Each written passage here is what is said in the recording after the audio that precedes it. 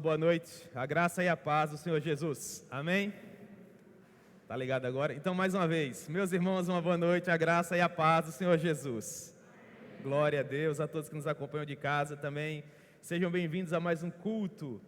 Meus irmãos, vamos abrir nossas Bíblias no Evangelho de Lucas, no capítulo 2, e nós estaremos lendo a palavra do Senhor do verso 1 ao verso 20. Lucas capítulo 2, do verso 1 ao verso 20. Estaremos pensando hoje à noite acerca do maior acontecimento da história, o advento do Senhor Jesus e todas as implicações que são inerentes ao seu nascimento. Nós comemoramos ao longo desse final de semana, esse advento, Natal precioso. Nós sabemos que do ponto de vista histórico, Jesus provavelmente não nasceu no mês de dezembro, mas há toda uma conjuntura que nos leva até essa data. O fato é que, para além da questão do mês específico, nós celebramos o fato que Jesus veio, aquilo que de mais importante nós tínhamos a receber, nós recebemos no nascimento do Senhor Jesus e consequentemente através da sua vida, morte e ressurreição, e por conta disso nós somos as pessoas mais felizes da terra, de modo que a ceia, os familiares reunidos, todas as luzes e sabores que nós experimentamos por ocasião desse final de semana, apenas exterioriza aquilo que nós já experimentamos desde o momento em que compreendemos a mensagem da cruz ensanguentada. É um final de semana especial, há comoção e pessoas preciosas que estão ali reunidas, mas nós somos felizes, irmãos, e bem-aventurados desde o momento em que compreendemos a razão pela qual Deus enviou seu Filho para sangrar por nós na cruz do Calvário, e isso nos faz compreender a razão de ser da nossa esperança, aquilo que impulsiona o nosso coração a continuar batendo sobre a face da terra e nos ensina acerca da nossa missão.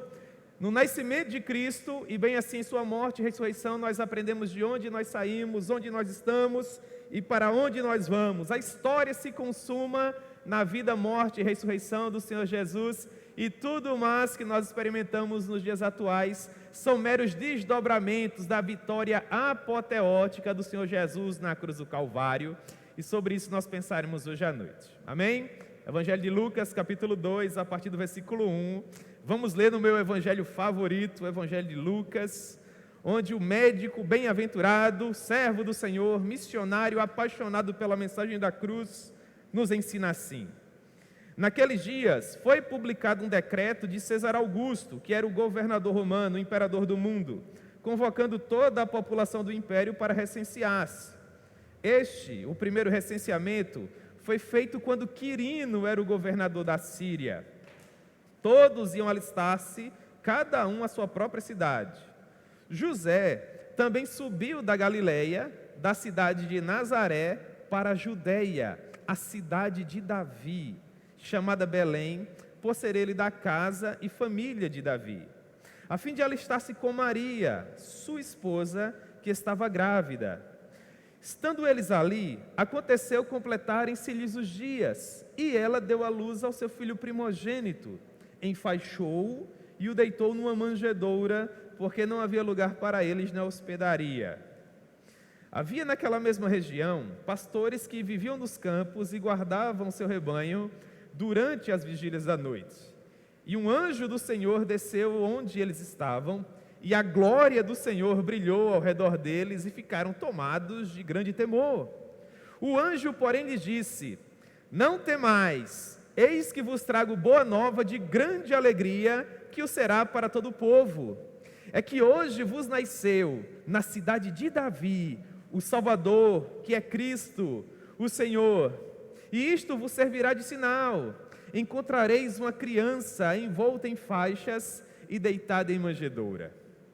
E subitamente apareceu com o anjo uma multidão da milícia celestial, louvando a Deus e dizendo: glória a Deus nas maiores alturas e paz na terra entre os homens a quem Ele quer bem.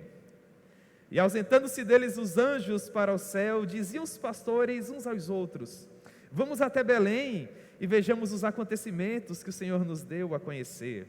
Então eles foram apressadamente e acharam Maria e José e a criança deitada na manjedoura. E vendo, divulgaram o que lhes tinha sido dito a respeito deste menino. Todos os que ouviram se admiraram das coisas referidas pelos pastores. Maria, porém, guardava todas aquelas palavras, meditando-as no coração. Voltaram então os pastores, glorificando e louvando a Deus por tudo que tinham ouvido e visto, como lhes fora anunciado. Amém? Que Deus proponha a sua palavra ao nosso coração hoje à noite. Vamos orar, irmãos? Senhor, nós amamos o Senhor profundamente. Muito obrigado, ó Pai, pela oportunidade de nos reunirmos em mais um culto solene, onde o Teu Filho é o centro. É isso que nós celebramos, a centralidade de Jesus em nossas vidas. Ele não apenas é o centro da história e do universo, Ele também é o centro dos nossos corações e das nossas famílias, e bem assim da igreja que perfaz o Seu corpo. Muito obrigado, ó Deus, porque ao longo de todo um ano o Senhor nos permitiu a benesse, mesmo por meio de percalços, de sempre estarmos na Tua presença, louvando e bendizendo o Teu nome. E agora, ó Deus, nesta última oportunidade que tenho de subir ao púlpito para pregar a Tua palavra, dá-me graça e luz, Senhor, dá-me poder do alto. Muito obrigado, Senhor, porque ao longo de todo um ano o Senhor me permitiu fazer aquilo que eu mais amo na vida, que é pregar a Tua palavra, e eu encerro, meu Deus, os meus compromissos esse ano, no melhor lugar onde eu poderia estar, nessa plataforma sagrada, expondo a Tua palavra no poder do Teu Espírito, e eu não gostaria de ter uma vida para gastá-la de nenhuma outra maneira, senão, meu Deus, contribuindo para a expansão do Teu reino e para a manifestação da Tua glória, Senhor. Na minha última pregação no ano passado, eu te pedi para que o Senhor me conferisse essa bênção de terminar esse ano casado, com o amor da minha esposa e o respeito dos meus filhos, e o Senhor me deu esse presente. Eu não tenho nada, meu Deus, para te oferecer em troca, senão a minha vida. Então, muito obrigado por essa honra, Senhor, em nome de Jesus. Amém. Muito bem, irmãos, foi uma oração por poder para pregar e uma oração em ações de graças a Deus por um ano na presença dEle, servindo, amando, apesar de tudo aquilo que nós enfrentamos ao longo de 2021. Foi um ano atípico, um ano difícil, vidas preciosas foram ceifadas por ocasião da pandemia, muitas outras pessoas por conta da mesma pandemia se renderam ao senhorio do Senhor Jesus, e sobre todas essas coisas Ele foi glorificado. E hoje à noite nós vamos pensar um pouco acerca do nascimento do Senhor Jesus, algo da sua vida, primeira infância, do impacto que Ele trouxe para nós, seres humanos, e bem assim da maneira gloriosa com que Ele tem nos governado, e bem assim todo o cosmo, pelos séculos dos séculos. Muito bem, nós estamos estudando aquilo que os nossos irmãos teólogos chamam de plenitude dos tempos, um momento propício, um momento ideal para o nascimento do Senhor Jesus. E o nascimento do Senhor Jesus fora planejado por Deus desde o princípio de todas as coisas, visto que o mundo nunca, jamais operou no modo acaso. Deus nunca perdeu as rédeas da história da humanidade. Mesmo no pecado original, mesmo na quebra do pacto federativo das obras, do pecado de Adão, Deus sempre esteve com a história da humanidade bem no centro da sua mão poderosa. Não é à toa que no Salmo 115, versículo 3, nós encontramos assim: no céu está o nosso Deus, e tudo Ele faz conforme lhe agrada. Portanto, mesmo a queda do homem e todas as mazelas que são produto dela, fugiram ao controle do nosso Deus, absolutamente. Deus sempre antecipou todas as coisas, porque a sua soberania lhe permitiu isso. Ele se encontra sentado naquele alto e sublime trono, e nenhum dos acontecimentos da nossa vida lhe furta o poder, lhe furta a soberania. Pelo contrário, de fato, há coisas que acontecem conosco, e bem assim com a humanidade, como é o caso de um maremoto, de uma pandemia, mas nem mesmo esses desastres naturais, ou as demandas particulares das nossas vidas, que às vezes nós não compreendemos, permitem que a soberania de Deus seja ao menos arranhada. Até porque, segundo o conselho bíblico, Deus não tem que nos informar em detalhes tudo o que acontece com o cosmo, com a nossa galáxia, planeta e finalmente com as nossas vidas, absolutamente. Moisés, quando escrevia o Deuteronômio, dizia no capítulo 29, versículo 29, um texto que os irmãos gostam de grifar, não é? Palavras de Moisés, inspiradas por Deus: as coisas encobertas pertencem ao Senhor, nosso Deus, porém as reveladas pertencem a nós e aos nossos filhos.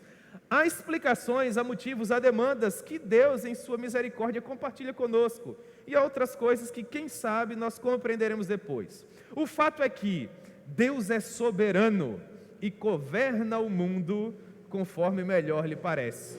E isso é perfeitamente confirmado, irmãos, à luz de todo o Antigo Testamento e bem assim à luz do Novo Testamento. Após a queda, foi Deus quem tomou a iniciativa de nos reconciliar com Ele.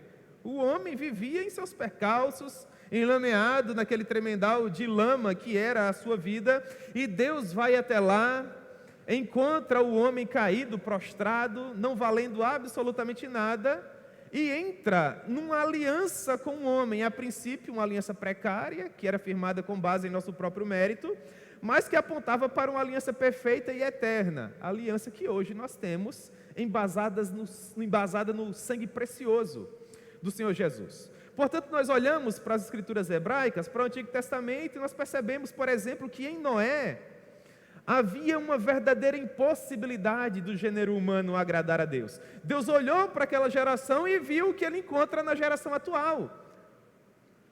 O pensamento do coração do homem, e quando eu falo homem eu me refiro ao gênero humano, sendo continuamente mal. Era assim na época de Noé, e foi depois, e será para todo sempre.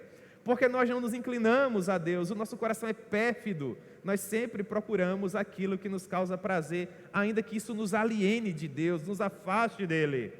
Mas apesar da nossa vileza e maldade, do nosso coração sombrio, Deus não desistiu de nós, e escolheu um ser humano, sujeito às mesmas paixões que eu e você, para por meio dele manifestar o que nós compreendemos hoje como graça. Quem seria esse homem? Abrão, que depois teve o seu nome modificado para Abraão. Em Abraão, Deus nos mostra que nós não temos condições de construir uma escada, uma grande torre, como no caso do fenômeno Babel, para conversarmos com Ele face a face no céu. Absolutamente, Deus ele teria que vir até aqui nos buscar, e o mecanismo que Ele propicia para nos unir a Ele seria a fé. Então Moisés, ou melhor, Abraão, foi esse primeiro homem a acreditar que mesmo contra toda a demanda humana, contra toda a esperança de saída humana, Deus teria poder para nos tornar as pessoas mais felizes da terra. Contudo, esse caminho não seria fácil, porque nós éramos contaminados pelo pecado. Na verdade, mesmo sendo salvos por Jesus, somos ainda pecadores.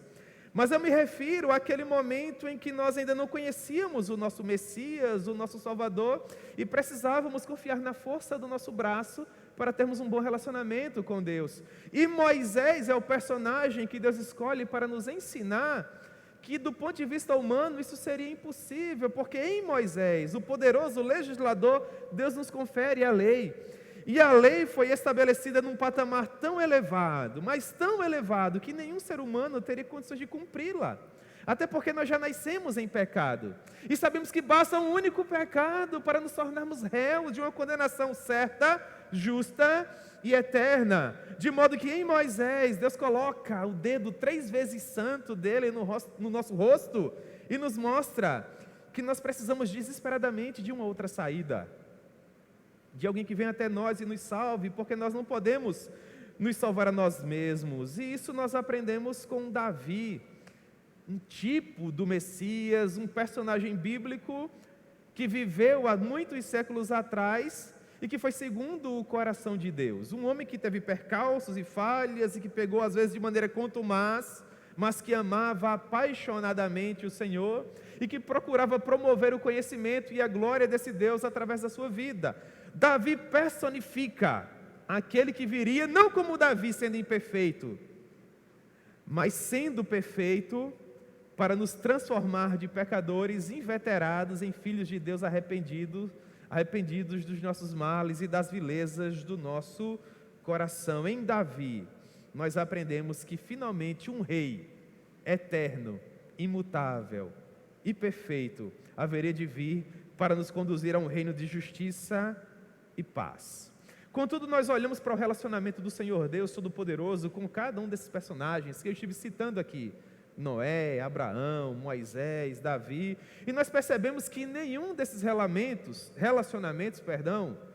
que nós também poderíamos chamar de alianças, fora suficiente para finalmente nos alinhar com Deus. Nós precisávamos de alguém que fizesse uma ponte perfeita, alguém que finalmente nos levasse até o trono da glória de Deus e nos permitisse ter um relacionamento com Ele. Os desdobramentos históricos do Antigo Testamento aprontavam para esse homem perfeito, que nasceria num momento ideal, onde todo mundo concorreria para que ele tivesse um ministério profícuo e abençoado e pudesse nos trazer as boas novas de alegria que nós precisávamos desesperadamente. Portanto, Deus não apenas alinha o mundo do ponto de vista espiritual, através da revelação no Antigo Testamento, mas Deus também alinha o mundo do ponto de vista geopolítico, porque muitos séculos antes do nascimento de Jesus, Deus já vinha conduzindo o mundo através de todos aqueles imperadores que sucederam o nascimento de Jesus, para que o mundo estivesse ali perfeito, alinhado, de modo que quando o Messias finalmente nascesse, tudo estivesse pronto, preparado. Por exemplo, nós temos os babilônicos no 7º século antes de Cristo, e com eles nós aprendemos que Deus odeia a idolatria e que o povo, o irmão, sofre a demanda da severa e justa ira de Deus quando aliena-se dele.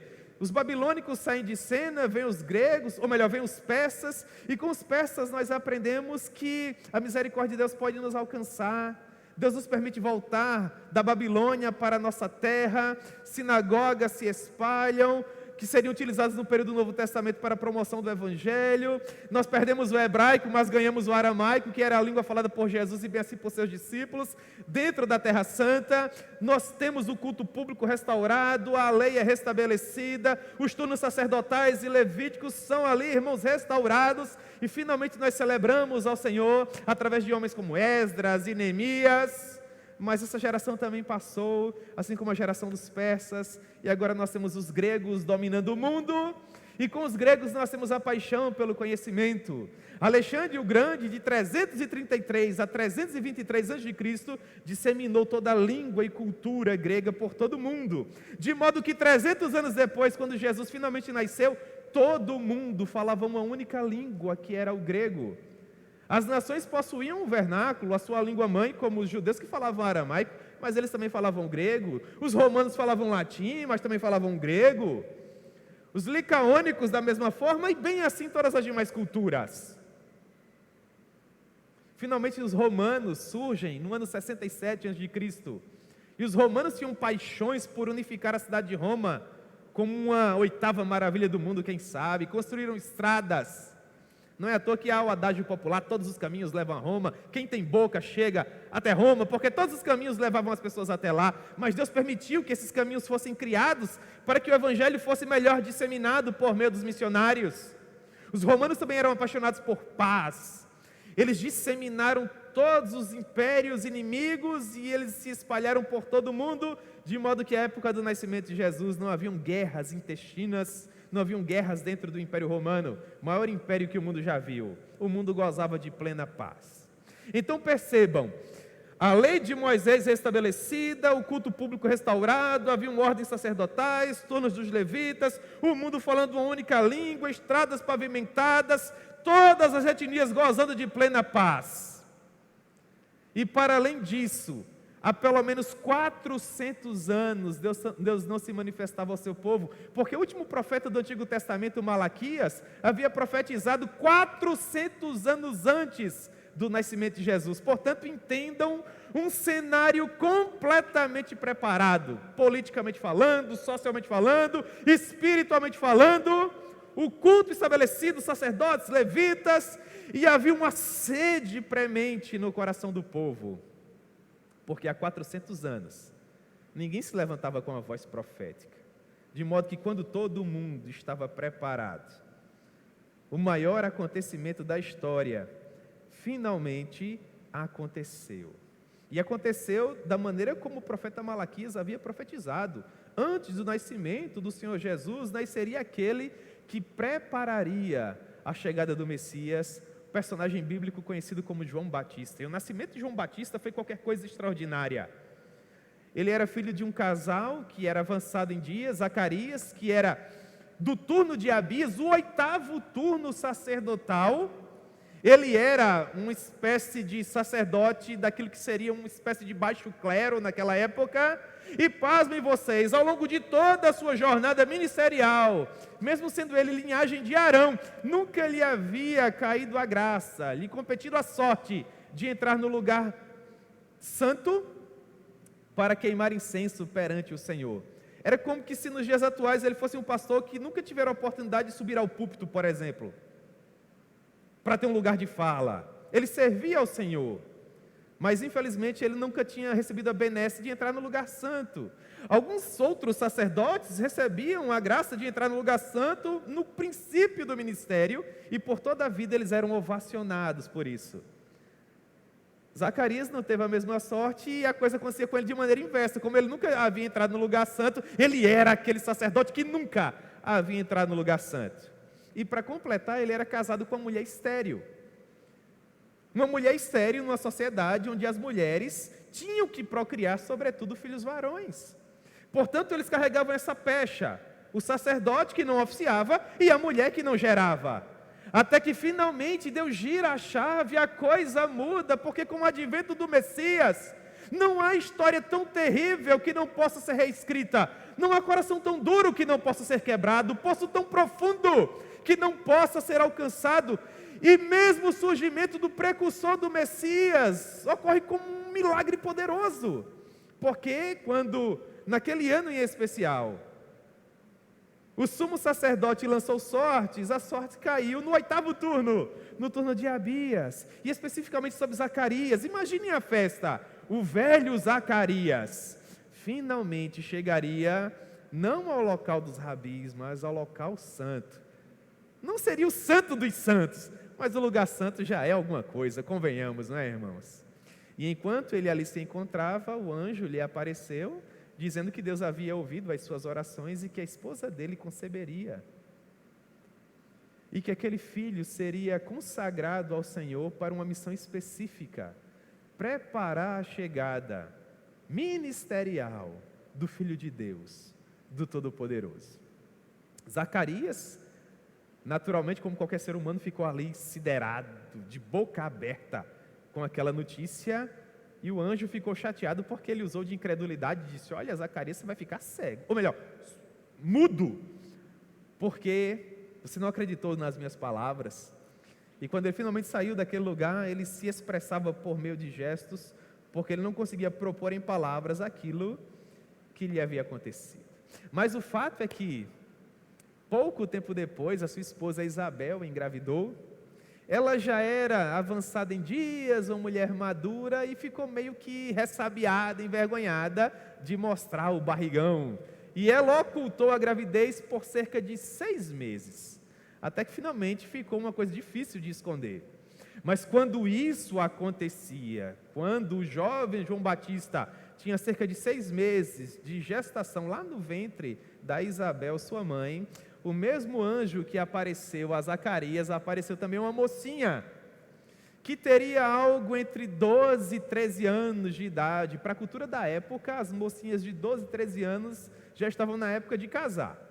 E essa moça, ela havia sido desposada, seria uma espécie de noivado primitivo. O rapaz que estava ali apaixonado por ela, o José, ele pediu a mão dela em casamento e recebeu 1 ano para se preparar. Se preparar seria construir uma casinha de palha e barro, construir alguns móveis de madeira, já que ele era carpinteiro, e finalmente levar sua esposa para casa. Eles seriam habitantes da cidade mais insignificante do momento histórico atual, que seria Nazaré, de onde nunca havia se levantado profeta, não havia ninguém de sangue azul, era uma cidade provinciana lá dos rincões da Galileia. Só que em um dia, aquela moça estava lá cuidando da vida dela, quem sabe varrendo a propriedade da casa, cuidando da louça, lavando alguma roupa, e ela recebeu uma visita especial. Um anjo que lhe aparecia, lhe chamava de bem-aventurada, porque a graça de Deus havia escolhido a ela. Podia ser qualquer uma outra moça, mas a graça de Deus, esse favor imerecido, fez com que o Senhor escolhesse ela. Ela não tinha nada em especial se comparada às demais moças, era pecadora como qualquer uma outra. Mas assim como a graça escolheu a Noé, e depois a Abraão, e a Moisés, e a Davi, que foram os personagens que aqui eu mencionei, e essa mesma graça foi lá e escolheu Maria. E não é à toa que Maria diz: a partir desse momento, as gerações a fio me chamarão de bem-aventurada, porque aprove a Deus escolher a mim. A própria Maria se via surpresa com tamanha honra. Afinal de contas, quem não ficaria? E o anjo lhe diz qual seria a sua missão. Ela seria envolvida pelo poder do Espírito Santo e Deus haveria de gerar no ventre dela, sem intervenção humana, aquele que seria o desejado de todas as nações, o objeto da nossa fé, o grande ser humano que todas as escrituras hebraicas apontavam, desde o Gênesis até Malaquias. E ela aquece à vontade do Senhor, ela se dobra ao senhorio do nosso Deus, e aquela criança é gerada.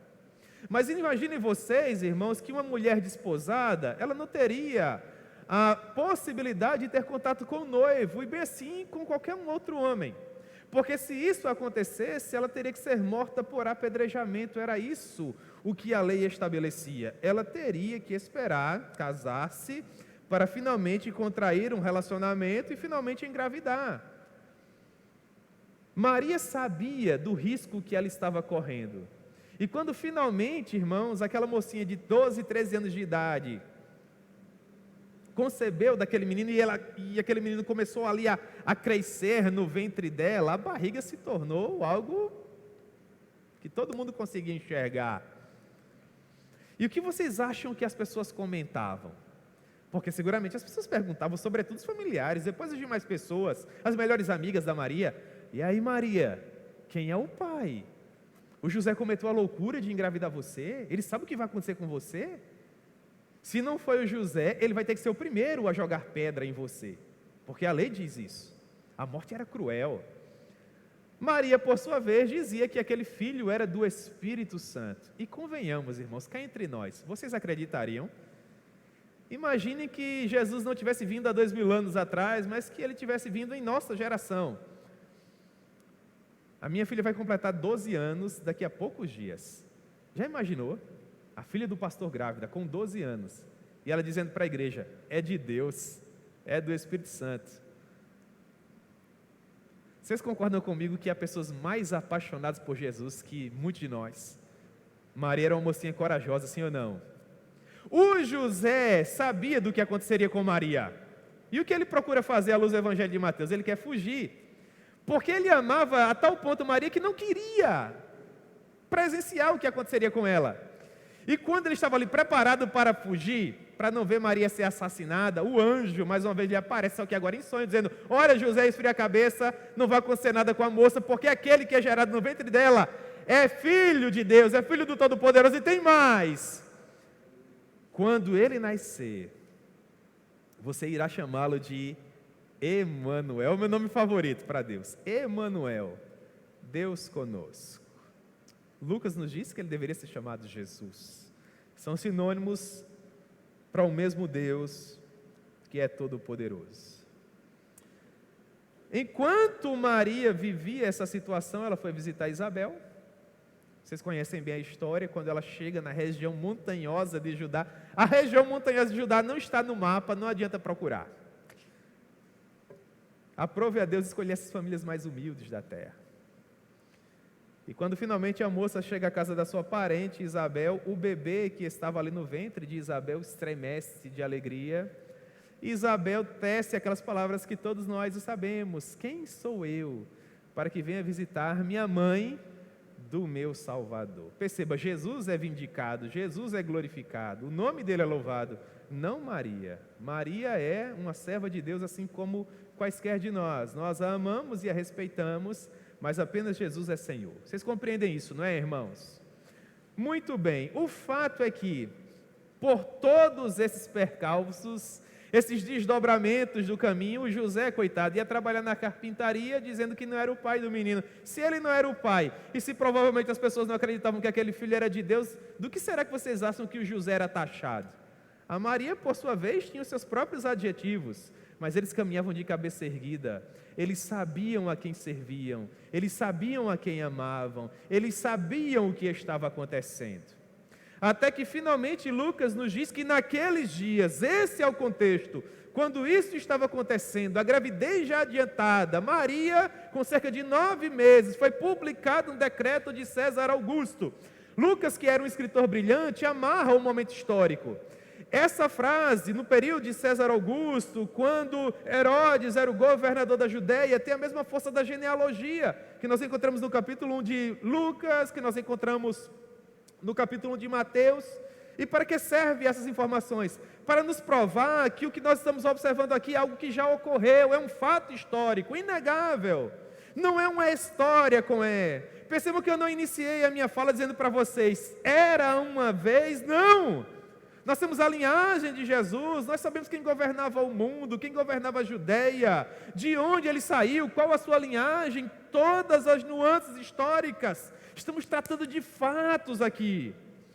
Portanto, esse imperador convocou toda a população do império para recensear-se. Esse foi o primeiro recenseamento. Quirino era o governador da Síria quando isso aconteceu e todos precisavam alistar-se, cada um em sua própria cidade. Quem era proveniente de determinada tribo tinha que ir até aquela cidade polo, aquela cidade satélite.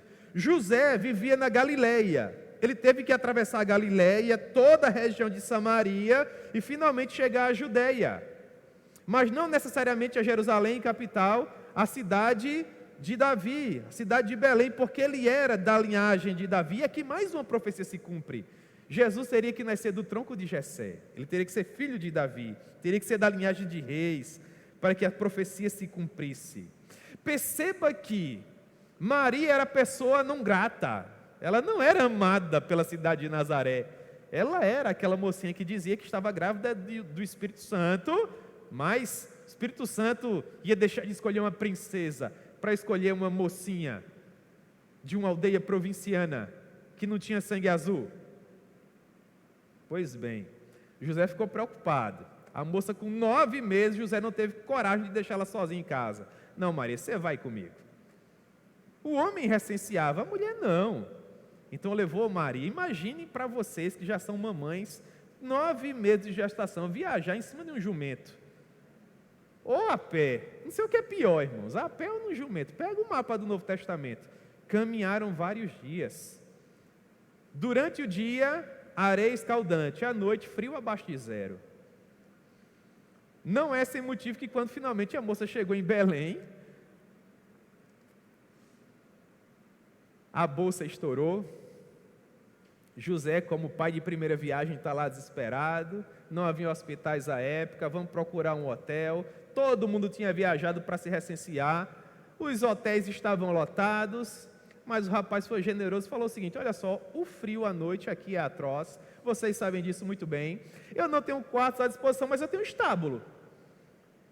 Se vocês quiserem ficar no curral, lá feno, alguns estrados, e vocês ficam por lá. Vocês conseguem imaginar a sublimidade dessas informações? Nós não estamos falando de um filho de qualquer ser humano, a beleza em todo o nascimento. É o ápice da vida de qualquer ser humano, ser pai ou mãe, e o prazer de você tomar um filho nos braços pela primeira vez. São tantos momentos preciosos, e nós enfeitamos o quarto, colocamos algo na porta, todo enxoval tem um nome, é um momento para se celebrar. E nós somos mortais, sujeitos a paixões. Nós estamos falando aqui, irmãos, da pessoa que criou todo o cosmos, Pleiades e as nebulosas, todas as galáxias, e bem assim a nossa Via Láctea, e o nosso sistema solar com todos os seus planetas, tendo o Sol como um astro-rei, que ilumina tudo e perfazendo a glória desse Deus. E quando esse ser glorioso nasce, é dessa maneira. Nenhum hotel com um quarto aconchegante ele possuía, mas ele nasceu no meio daqueles animais simples. E dessa maneira Maria deu à luz ao seu filho primogênito. Não havia um enxoval, ela o enfaixou em faixas, assim como as ovelhinhas eram enfaixadas quando nasciam, para que fossem protegidas ali do frio. E como não havia um berço, ele foi deitado numa manjedoura, que era aquele coxo onde os animais se alimentavam. Então José retirou o resto de feno, de palha e de qualquer outra coisa que havia ali. Ninguém está preocupado com vírus, bactérias, coisa nenhuma. E ele coloca um bebezinho recém-nascido em cima daquela manjedoura. E enquanto isso acontecia, aqui reside a festa, aqui reside a beleza. Lucas nos diz que havia naquela mesma região pastores que viviam nos campos e guardavam seus rebanhos durante as vigílias da noite. Os pastores, diferente das demais pessoas que trabalham na agropecuária, eles não voltam para casa para descansar à noite, porque a ovelha, ela só come se você der, ela só bebe se você levar para a água, ela só se protege do sol, da chuva e do frio se o pastor proteger. Se o pastor não fizer isso, ela vai ficar ao relento e vai morrer. É bem interessante, tem um caminho e você vai conduzindo a ovelha pelo caminho, mas qualquer desvio, a ovelha é especial, ela já procura o desvio. Há até um vídeo que viralizou há pouco, uma pessoa com muita dificuldade tira uma ovelhinha de dentro de um córrego. Vocês viram esse vídeo? Tira a ovelha, a maior festa, ela sai, dá 2 pulinhos e cai no mesmo córrego de novo. Somos nós, irmãos, essas ovelhinhas que precisam de um cajado para nos conduzir e nos consolar. Os pastores estavam ali suportando a geada da madrugada no deserto, cuidando dos seus rebanhos, protegendo do lobo, do leão e do urso. Pessoas que eram tidas como baixo clero da sociedade econômica. Não tinham lá muita coisa que oferecer do ponto de vista financeiro. E quando eles estavam ali cuidando dos seus rebanhos, Lucas nos diz que um anjo do Senhor desceu onde eles estavam e a glória do Senhor brilhou ao redor deles, e eles ficaram tomados de grande temor, e o anjo lhes disse: não tenham medo, eis que eu vos trago boa nova, algo que já havia acontecido, um dado, um fato histórico. Eu estou lhes trazendo a mais exuberante, sublime, a mais inefável informação que qualquer ser humano pode ouvir. É outra coisa que me chama a atenção. O Espírito Santo vai escolhendo essas pessoas humildes e simples. Ele poderia ter dado notícia a Quirino, governador da Síria, ou a César Augusto, governador do mundo, imperador romano. Mas o anjo é enviado a pastores que mal conseguiam se proteger do frio, preocupados com as suas ovelhas magrinhas no deserto, que quase morreram de medo quando a glória os iluminou e o anjo apareceu para lhes dizer a notícia. Não é à toa que os anjos estão dizendo: não tenham medo, eis que vos trago boa nova de grande alegria, que o será para todo o povo, leia-se para todas as etnias da terra. É que hoje vos nasceu, na cidade de Davi, o Salvador, que é Cristo, o Senhor. Que notícia extraordinária. Você gosta de grifar a sua Bíblia? Essa é a notícia. Nós deveríamos emoldurar isso aqui e colocar na sala de estar da nossa casa, irmãos. Eis que vos trago boa nova de grande alegria, que o será para todo o povo. É que hoje vos nasceu, na cidade de Davi, o Cristo, que é o Senhor. E isto vos servirá de sinal: encontrareis uma criança envolta em faixas e deitada em uma manjedoura. Nós observamos o versículo 12 e achamos que estava ali Jesus, né? A canção diz assim: pobrezinho, nasceu em Belém, né? Há um ser, irmãos, segundo os nossos estudiosos do Apocalipse, poderoso, general dos exércitos do Senhor, chamado Miguel. Segundo os nossos doutrinadores do Apocalipse, Miguel será o arcanjo responsável por tocar a última trombeta, e ela vai ser ouvida no céu e na terra e até embaixo da terra. E sabe o que significa Miguel? O nome Miguel significa: quem é como ele? Ou quem será como ele? Um ser criado por Deus para liderar miríades e miríades de seres angelicais que serviam e servem e servirão apenas.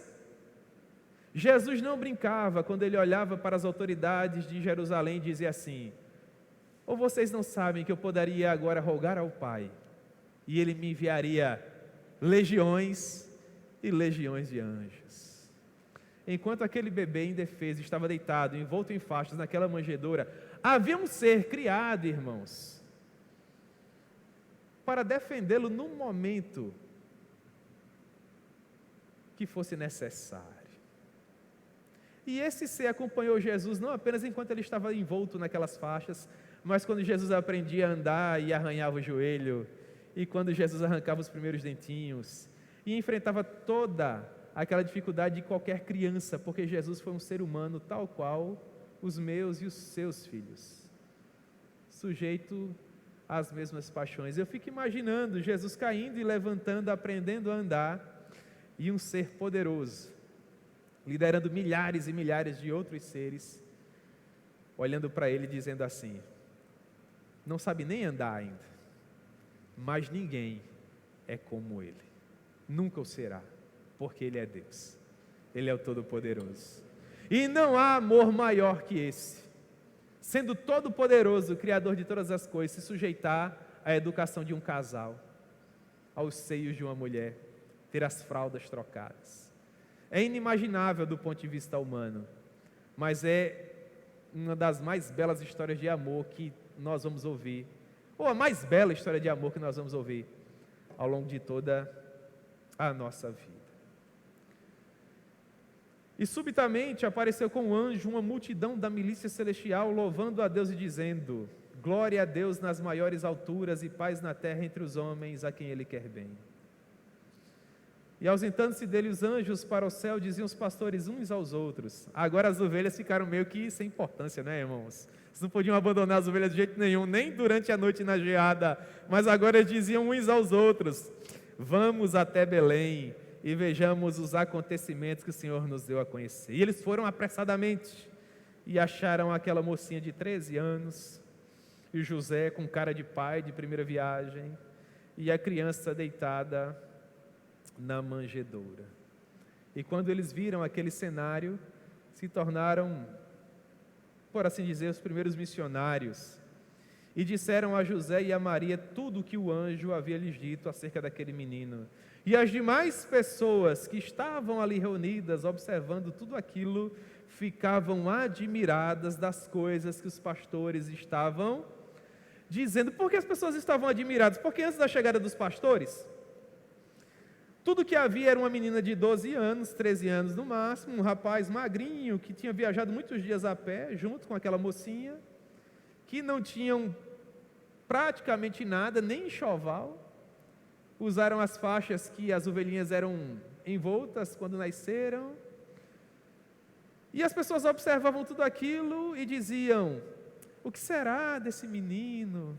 Olha esse rapaz, como é que ele vai cuidar dessa moça? E essa moça, coitada, pele e osso.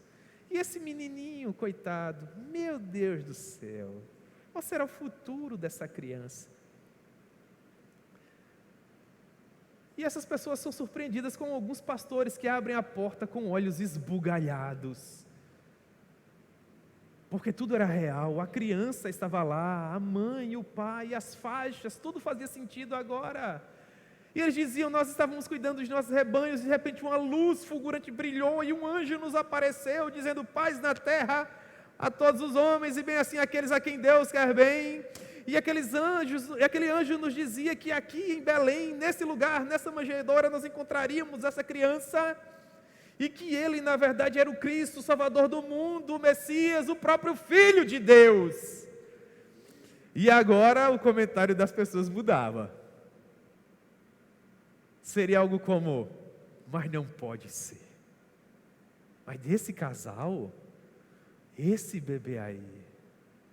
E Jesus, ele causa essa comoção ainda hoje, porque ele só tem essas duas coisas a nos oferecer: ou ele não é nada, ou ele é tudo. Não há meio termo, irmãos. Ou Jesus não é nada para nós, porque se você o compreender como um filósofo, um professor, um profeta, um grande homem, ele não vai ser nada para você. Ou ele é Senhor, ou não é nada. Ou ele é todo-poderoso, ou não é nada. Ou ele é o grande Filho de Deus, ou não é nada. Não há meio termo. E o Natal é uma data propícia para nós, de fato, alinharmos a nossa vida com Deus. E sabemos se de fato esse é o relacionamento que nós temos com Ele. Ele é tudo para nós. Sim, Ele é. Se Ele não for tudo, irmãos, algo vai estar errado. Porque todas as pessoas que se relacionaram com Jesus tiveram essa mesma possibilidade que tivemos. Alguns simplesmente se escandalizaram e foram embora. Outros, como Simeão, Ana e tantos outros, tiveram a sua vida transformada. Portanto, para nós encerrarmos, o que seria este Natal? Eu contei de uma maneira breve as circunstâncias inerentes ao nascimento de Jesus. Como isso se aplica à nossa vida? Em primeiro lugar, o Natal é um momento de reflexão, que nos faz pensar em quem nós éramos antes de saber que esse menino nasceu e quem nós somos hoje. Como ele tem norteado a nossa vida? Quais são nossas aspirações, os nossos planos? Onde nós agora queremos chegar com a nossa vida, uma vez que nós sabemos quem ele é? Em segundo lugar, é uma oportunidade de percebermos se de fato Jesus nasceu em nós, se a nossa vida de fato foi transformada por ele. E à luz daquilo que nós temos estudado, irmãos, aqui em nossa igreja, nós sabemos se de fato Jesus é Deus para nós ou não. Vocês lembram de Romanos capítulo 8? Há provas inafastáveis se de fato o que nós estamos experimentando ao longo desse final de semana é real. Se de fato nós somos iluminados pela glória de Deus, ou pelas luzes de Natal, que são tão bonitas, não é? Se nós somos alimentados pelo pão vivo que desceu do céu, ou por panetone. Se nós temos o penhor da nossa herança, o bem mais precioso que temos, ou uma simples lembrança de Natal, por mais cara que ela tenha sido. Essa é a reflexão. Em terceiro lugar, é tempo de nós pararmos em meio a toda a nossa carga de atividades, para finalmente perceber se estamos nos comportando assim como os pastores se comportaram. Quando eles receberam a notícia, de pronto a sua agenda foi reorientada, e eles agora passaram a compartilhar a verdade de que aquele bebê de fato era o Filho de Deus. A mesma coisa deve acontecer com todos nós. A nossa agenda deve pautar-se sobre a verdade de que nós temos a verdade que pode transformar a realidade mais cruel de qualquer ser humano.